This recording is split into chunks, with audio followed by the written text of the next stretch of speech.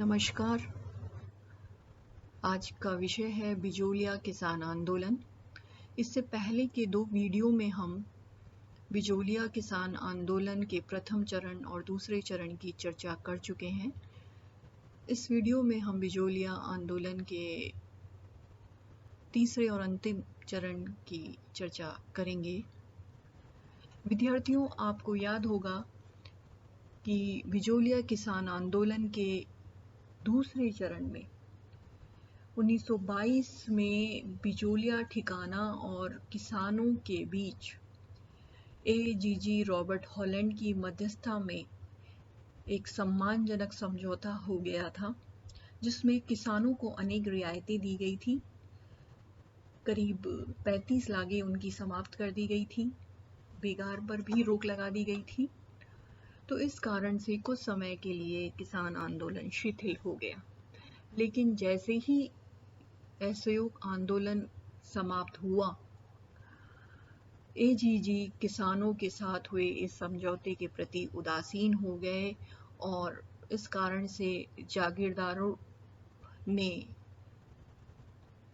इस समझौते का उल्लंघन करना शुरू कर दिया और किसानों पर पुनः नई लागें और लगान भी बढ़ा दिया गया। एक तरफ तो जहां लागों में बढ़ोतरी की गई और लगान बढ़ाया गया, वहीं दूसरी ओर 1923 से लेकर 1926 तक बिजोलिया में अकाल की स्थिति बनी रही। इस कारण से यह समय किसानों के लिए अति कष्टदायक रहा और इसी बीच विजय सिंह पथिक को भी बेंगू किसान आंदोलन के सिलसिले में गिरफ्तार कर 3.5 वर्ष की सजा हो गई।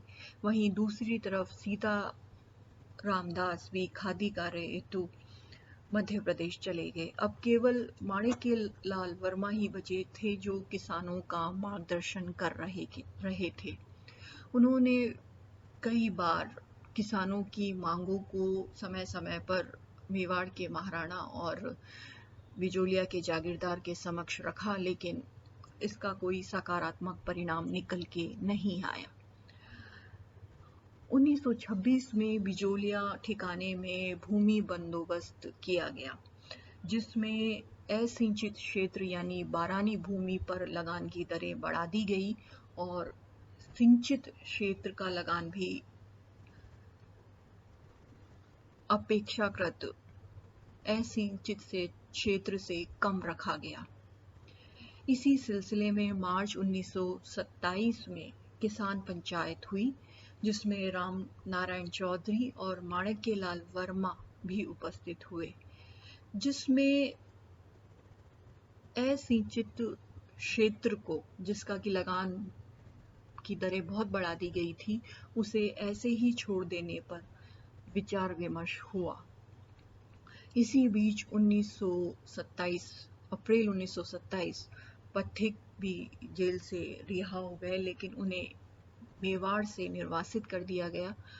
तो फिर उन्होंने ग्वालियर राज्य के फुसारिया गांव से बिजोलिया किसान आंदोलन का मार्गदर्शन करना शुरू किया। उन्होंने किसानों को असिंचित भूमि यानी बारानी भूमि को छोड़ने तथा अहिंसात्मक साधनों से आंदोलन को जारी रखने का सुझाव दिया। पथिक को विश्वास था कि किसानों द्वारा छोड़ी जाने वाली बारानी भूमि यानी असिंचित क्षेत्र को अन्य व्यक्ति नहीं खरीदेंगे और जागीरदार को विवश होकर इस भूमि का लगान कम करना पड़ेगा। परंतु जागीरदार ने बारानी भूमि को अन्य जाति के किसान, विशेषकर महाजनों को नीलाम कर दी।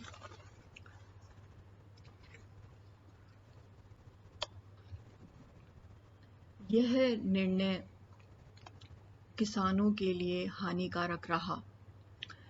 इस निर्णय का दोष पथिक पर डाला गया। इसी समय राजस्थान सेवा संघ के मंत्री रामनारायण चौधरी और विजय सिंह पथिक के बीच तीव्र मनमुटाव हो गया। पथिक ने इस आंदोलन से अपने आप को अलग कर लिया और वहीं दूसरी तरफ राजस्थान सेवा संघ संगठन भी छिन्न भिन्न होकर निष्क्रिय हो गया। माणिक्यलाल वर्मा के आग्रह पर तब जमनालाल बजाज ने आंदोलन का संचालन करने की जिम्मेदारी ली और उन्होंने इसके संचालन का दायित्व 1929 में हरि भाऊ उपाध्याय को दिया। जब हरि भाऊ उपाध्याय की मेवाड़ एवं ठिकाने के किसानों को असिंचित भूमि वापस दिलाने की सारी कोशिशें नाकामयाब हो गई, तब किसानों ने माणिक्यलाल वर्मा के नेतृत्व में अपनी भूमि प्राप्त करने के लिए सत्याग्रह करने का निश्चय किया। जब 21 अप्रैल 1931 को लगभग 400 किसानों ने अपनी छोड़ी हुई असिंचित भूमि पर हल चलाया, तो किसानों पर राजकीय सेना, पुलिस ठिकाने के कर्मचारी तथा जमीनों के नए स्वामी किसानों ने उन पर हमला कर दिया और 200 किसानों को बंदी बना लिया गया। हरि भाऊ उपाध्याय को भी गिरफ्तार कर लिया गया। ठिकाने ने सत्याग्रह को कुचलने के लिए दमनकारी नीति का अनुसरण किया। हरि भाऊ ने बिजोलिया में किसानों पर किए जा रहे अत्याचारों से महात्मा गांधी को भी अवगत करवाया। गांधी जी की सलाह पर मदन मोहन मालवीय जी ने मेवाड़ के प्रधानमंत्री सुखदेव प्रसाद को इस संदर्भ में एक पत्र लिखा। इस प्रकार बिजोलिया के मामले ने अब अखिल भारतीय रूप धारण कर लिया। 20 जुलाई 1931 को सेठ जमनालाल बजाज ने उदयपुर में महाराणा तथा प्रधानमंत्री सुखदेव प्रसाद से व्यापक विचार विमर्श किया, जिसके फलस्वरूप एक समझौता हुआ और इस समझौते के अनुसार सरकार ने यह विश्वास दिलाया कि धीरे धीरे किसानों को उनकी असंचित भूमि लौटा दी जाएगी और सत्याग्रही भी जेल से मुक्त कर दिए जाएंगे और 1922 का जो समझौता है उसका भी पालन किया जाएगा। सत्याग्रहियों को तो जेल से रिहा कर दिया गया, परंतु भूमि लौटाने की दिशा में कोई कार्य नहीं हुआ। जब माणिक्यलाल वर्मा के नेतृत्व में जब किसानों का एक शिष्टमंडल इस संदर्भ में प्रधानमंत्री सुखदेव से बात करने उदयपुर पहुंचा, तो मेवाड़ सरकार के प्रधानमंत्री सुखदेव ने माणिक्यलाल वर्मा को गिरफ्तार करके 1.5 वर्ष के लिए कुंभलगढ़ जेल में नजरबंद कर दिया। इस प्रकार बिजोलिया किसान आंदोलन लड़खड़ाता हुआ बिना सुयोग्य नेतृत्व के कारण शिथिल पड़ गया। जब अप्रैल 1938 में मेवाड़ प्रजामंडल की स्थापना हुई और इसके तत्वाधान में मेवाड़ में उत्तरदायी सरकार की स्थापना के लिए आंदोलन किया जा रहा था, तो मेवाड़ सरकार को यह चिंता सताने लगी कि कहीं किसान भी प्रजामंडल आंदोलन के साथ ना हो जाएं और उस कारण से स्थिति और भी खराब हो जाएगी।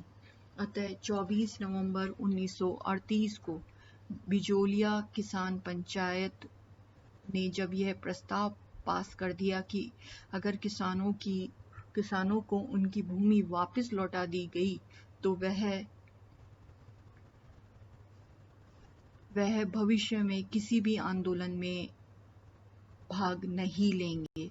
तो जून 1939 में मेवाड़ के महाराणा ने बिजोलिया के किसानों को उनकी भूमि लौटाने के आदेश दे दिए और 1941 में मेवाड़ के प्रधानमंत्री टी विजयराघवाचार्य ने तत्कालीन राजस्व मंत्री मोहन सिंह मेहता के माध्यम से किसानों को उनकी भूमि वापस लौटा दी। इस प्रकार यह आंदोलन समाप्त हुआ। राजस्थान के देशी राज्यों के इतिहास में बिजोलिया किसान आंदोलन का एक विशिष्ट स्थान है और यह आंदोलन काफी लंबे समय तक चला। एक लंबे समय तक किसान ठिकाने और मेवाड़ राज्य की सम्मिलित शक्ति से जूझते रहे और अमानवीय अत्याचारों को उन्होंने सहन किया। और इस आंदोलन में केवल पुरुषों ने ही भाग नहीं लिया बल्कि स्त्रियों और बच्चे भी इसमें सक्रिय रहे। यह आंदोलन पूर्णतया स्वावलंबी और अहिंसात्मक था। इस आंदोलन के संचालन में कहीं से भी बाहर से धन एवं जन की सहायता प्राप्त नहीं हुई थी। इसका संचालन स्थानीय पंचायतों के माध्यम से हुआ था। इस आंदोलन को राष्ट्रीय धारा से भी जोड़ने का प्रयास रहा, परंतु ऐसा संभव नहीं हो सका क्योंकि उस समय राष्ट्रीय कांग्रेस की नीति देशी राज्यों के मामलों में हस्तक्षेप करने की नहीं थी। इस आंदोलन की वजह से किसानों में अपूर्व साहस और राजनीतिक चेतना जागृत हुई। इस आंदोलन ने राजस्थान के अन्य भागों के किसानों को भी सामंती अत्याचारों के विरुद्ध आवाज उठाने और संघर्ष करने के लिए प्रेरित किया। यह आंदोलन मेवाड़ राज्य तक ही सीमित नहीं रहा, पड़ोसी राज्यों विशेषकर बूंदी राज्य में भी इसका व्यापक प्रभाव पड़ा।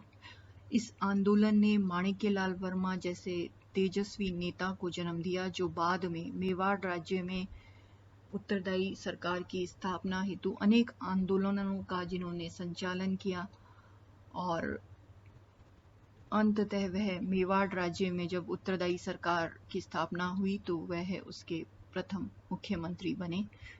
धन्यवाद।